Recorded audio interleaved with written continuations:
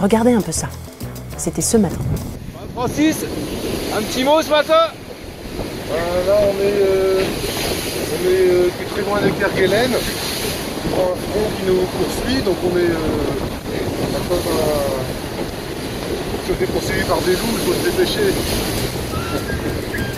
Le trimaran géant navigue à une vitesse inouïe, plus de 35 nœuds de moyenne, depuis plusieurs jours. La stratégie de Francis James Joyon Bond paye. Explication.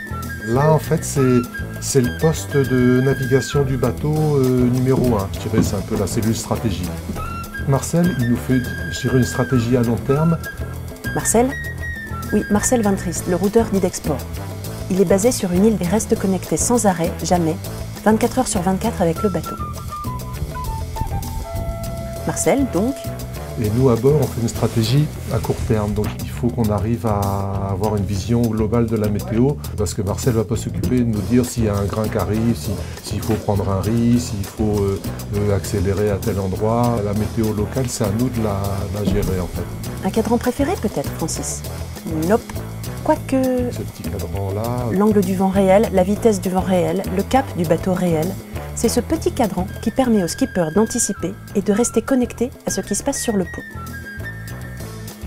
Là, c'est une place qui est assez solitaire. A l'inverse, la prise de décision est parfois collégiale.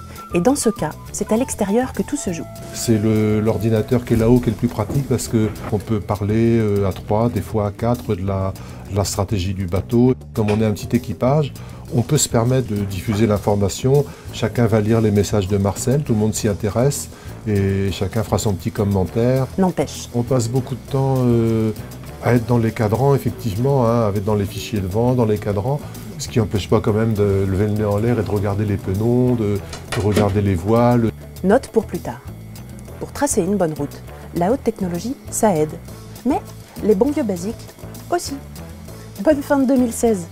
Nous, on se retrouve mardi aux portes des glaces du Grand Sud, les amis.